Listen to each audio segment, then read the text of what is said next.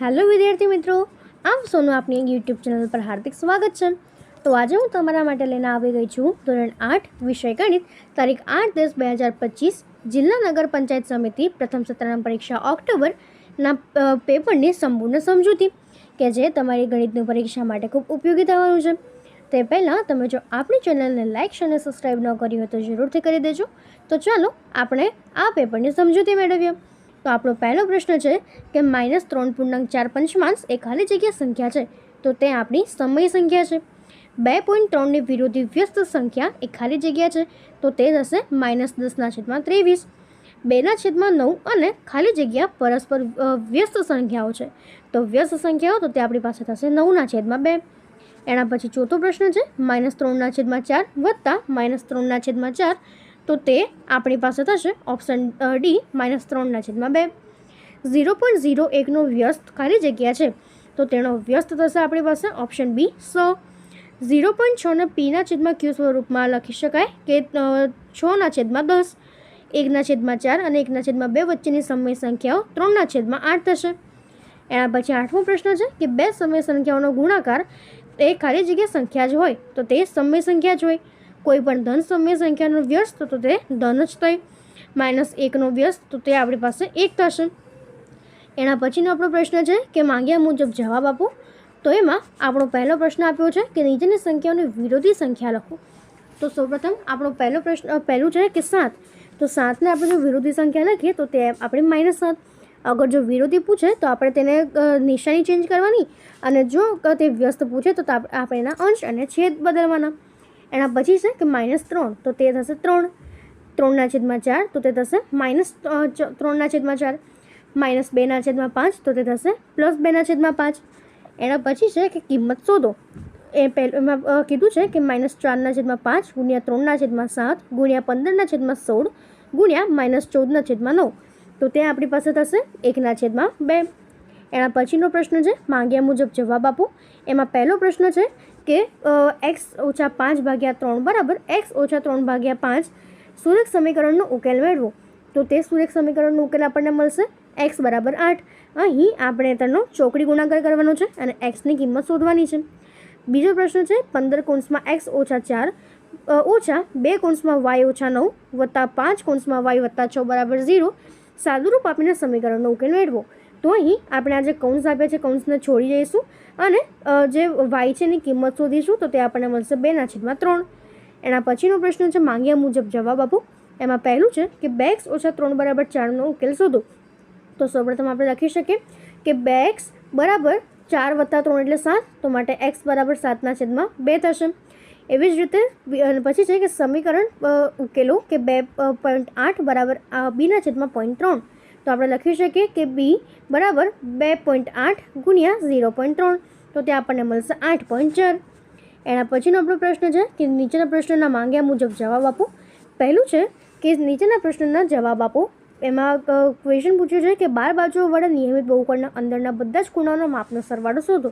તો ત્યાં આપણી પાસે થશે 180। એના પછીનો આપણો પ્રશ્ન છે કે સમાંતર બાજુ ચતુષ્કોણના બે પાસ પાસેના ખૂણાના માપનો ગુણોત્તર 3/2 છે, તો ચતુષ્કોણના બધા જ ખૂણાના માપ શોધો। તો આપણે લખીએ કે ધારો કે ચતુષ્કોણ ABCDમાં ખૂણો A અને ખૂણા Bનું માપ 3/2 છે, તો માટે ખૂણો A એ 3x અને ખૂણો B જે છે એ 2x થશે।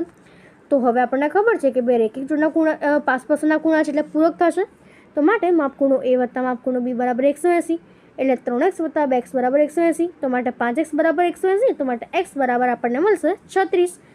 તો માટે માપ ખૂણો A = 3x = 108 અને માપ ખૂણો B 2x = 72 થશે। તો માટે આપણે લખી શકીએ કે માપ ખૂણો A = માપ ખૂણો C અને માપ ખૂણો B = માપ ખૂણો D થાય, કે જે સામસામેના ખૂણા છે। તો માટે માપ ખૂણો C = 108 અને માપ ખૂણો D = 72 થશે। એના પછીનો આપણો પ્રશ્ન છે કે કાટકોણ ત્રિકોણ ABCમાં કાટખૂણાની સામસામેની બાજુનું મધ્યબિંદુ O છે। શિરોબિંદુઓ A, B અને C થી બિંદુ O કેવી રીતે સમાન અંતર આવે છે તે સમજાવો। અહીં ત્રુટક રેખા તમારી સહાયતા માટે દોરેલી છે। તો સૌપ્રથમ આપણે આ પ્રમાણેની આકૃતિ દોરેલી છે, તેમાં આપણે લખીએ કે આકૃતિમાં કિરણ BO એને D સુધી લંબાવો કે જેથી BO = DO થાય। હવે રેખાખંડ CD અને રેખાખંડ AD દોરો। ત્રિકોણ ABC ચતુષ્કોણ ABCD તૈયાર થયો છે। અને જેમાં AC બરાબર OC આપણને આપેલું છે અને આપણે BO બરાબર ODની રચના કરી છે. તો માટે ચતુષ્કોણ ABCDના વિકર્ણો પરસ્પર દુભાગે છે અને સમાંતર બાજુ ચતુષ્કોણ છે કે જેમાં માપખૂણો B જે છે એ આપણને કાટખૂણો આપેલો છે. ત્રિકોણ ABC એ ચતુષ્કોણ ABCD લંબચોરસ છે. તો હવે વિકર્ણના માપ સરખા હોય અને તે પરસ્પર દુભાગે છે એવું આપણને ખબર છે. તો માટે આપણે લખી શકીએ કે AC બરાબર BD અને OC બરાબર AO બરાબર BO બરાબર DO, એટલે O એ AB અને C થી સમાન અંતરે આવેલા છે. એના પછીનો આપણો પ્રશ્ન છે કે માંગ્યા મુજબ જવાબ આપો. એમાં પહેલું છે કે n બાજુઓવાળા બહુકોણના વિકર્ણની સંખ્યા. તો ત્યાં આપણી પાસે થશે કે n કૌંસમાં n ઓછા 1 ભાગ્યા 2 ઓછા n. n બાજુવાળા બહુકોણના ખૂણાઓનો સરવાળો, તો તે આપણી પાસે થશે n ઓછા 2 ગુણ્યા 180. n બાજુવાળા બહુકોણના બહિષ્કોણના ખૂણાઓનો સરવાળો, તો તે થશે 360. અને ચોથું છે કે સમાંતર બાજુ ચતુષ્કોણના પાસપાસના ખૂણાઓનો સરવાળો, તો તે 180 થશે. એના પછી છે કે નિયમિત પંચકોણના અંદરના દરેક ખૂણાનું માપ, તો તે 108 થાય. એના પછીનો આપણો પ્રશ્ન છે કે માંગ્યા મુજબ જવાબ આપો. એમાં પહેલું છે કે નીચેની આકૃતિઓમાં કયા કયા પ્રકારના ચતુષ્કોણ છે તે લખો. તો અહીં આપણને પહેલું જે ચતુષ્કોણ છે તે આપણો લંબચોરસ છે. બીજું જે છે તે આપણું સમબાજુ ચતુષ્કોણ છે. ત્રીજો એ આપણું ચોરસ છે. ચોથું એ સમબાજુ ચતુષ્કોણ છે અને પાંચમું જે છે એ પતંગાકાર ચતુષ્કોણ છે. તો આ પ્રમાણે તમે એના આકાર પરથી એના નામ લખી શકાય. એના પછીનો પ્રશ્ન છે કે માંગ્યા મુજબ જવાબ આપો. પહેલું, અહીં આપેલા પ્રયોગમાં તમને જોવા મળતી શક્યતાની યાદી બનાવો. પહેલું, ફરતું ચક્ર અને એક સાથે 2 સિક્કા ઉછાળવા. તો અહીં આપણને એક ચક્ર આપ્યું છે. તો એમાંથી આપણે જો તેના શક્યતાઓ લખીએ તો ફરતા ચક્રમાં મળતી સંભાવનાઓ A, B, C અથવા તો D હોય. અને જે બીજું કીધું છે કે એક સાથે 2 સિક્કા ઉછાળાય, તો તેમાં સંભવિત શક્યતાઓ થશે H, કાં તો બંનેમાં હેડ મળે, કાં તો બંનેમાં ટેલ મળે, કાં તો એકમાં હેડ બીજામાં ટેલ અને પહેલામાં ટેલ અને બીજામાં હેડ, એટલે આ પ્રમાણેની શક્યતાઓ મળે. એના પછીનો પ્રશ્ન છે કે અંજલિ બહેનની માસિક આવક ₹7200 છે. તેમણે બનાવેલા મહિનાના બજેટના વર્તુળ આલેખનો અભ્યાસ કરીને નીચેના પ્રશ્નના જવાબ આપો. તો અહીં આપણનો આલેખ આપ્યો છે. તેમાં આપણો પહેલો પ્રશ્ન છે કે કેળવણીનો ખર્ચ કેટલા ટકા દર્શાવેલો છે. તો તે આપણને 10% દર્શાવ્યો છે. અને બચત માટે કેટલા રૂપિયા જોગવાઈ છે. તો માટે બચત વર્તુળ આલેખ મુજબ બચત માટે 20%ની જોગવાઈ છે. આમ રકમની ગણતરી અબ્દુલ બહેનની કુલ માસિક આવક કરતાં આધારે કરીશું. તો માટેની માસિક આવક ₹7200 છે અને બચતનો ટકા 20% છે. તો માટે બચતની રકમ શોધવા માટે આપણે લખી શકીએ કે કુલ આવક ગુણ્યા બચતનો ટકા. તો તે આપણને મળશે કે 7200 ગુણ્યા 20/100. તો તે આપણને મળશે બચત બરાબર 1440. તો બચત માટે 1440 રૂપિયાની જોગવાઈ છે. એના પછીનો આપણો પ્રશ્ન છે કે માંગ્યા મુજબ જવાબ આપો. એમાં પહેલું છે કે અવિભાજ્ય અવયવીકરણની રીતે ઘનમૂળ શોધો.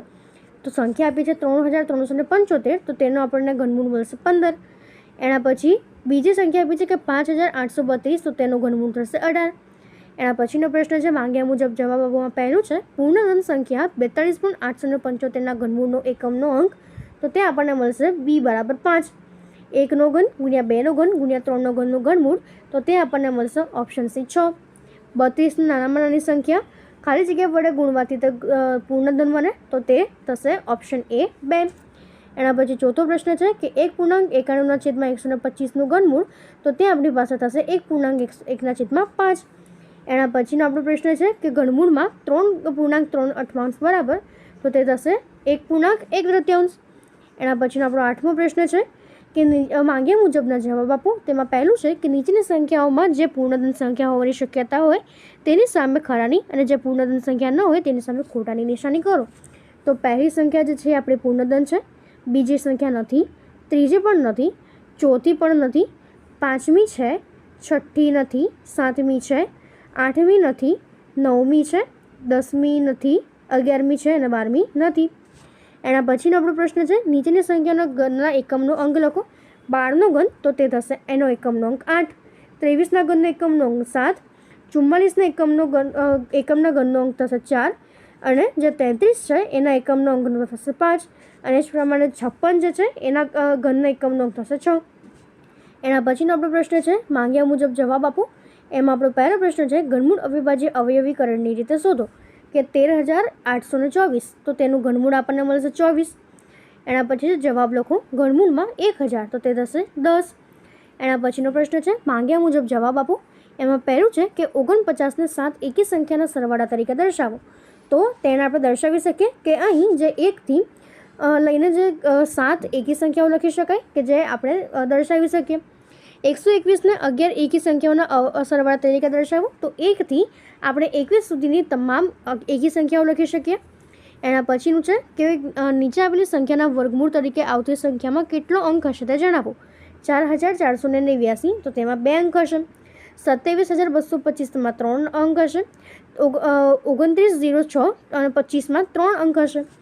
એના પછીનો આપણો પ્રશ્ન છે માંગ્યા મુજબ જવાબ આપો. એમાં પહેલું છે કે મેં એક રેડિયો 12% GST આપીને ખરીદ્યો. જો આ રેડિયો મેં 4480 ચૂકવ્યા હોય તો રેડિયોની છાપેલી કિંમત કેટલી હશે? તેની છાપેલી કિંમત 4000 રૂપિયા હશે. 16000નું 8% લેખે વ્યાજ 3 વર્ષનું સાદું વ્યાજ શોધો. તો તે થશે 3840. અને 4000ના 10% લેખે 2 વર્ષના સાદા વ્યાજ અને ચક્રવૃદ્ધિ વ્યાજનો તફાવત શોધો. તો ત્યાં આપણને 40 મળશે. તો અહીં આ આપણું પેપર પૂર્ણ થાય છે. જો તમને આમાં કોઈ ડાઉટ હોય તો કોમેન્ટ સેક્શનમાં જરૂરથી જણાવજો અને આપણી ચેનલને લાઇક શેર અને સબસ્ક્રાઈબ જરૂરથી કરી દેજો. Thank you.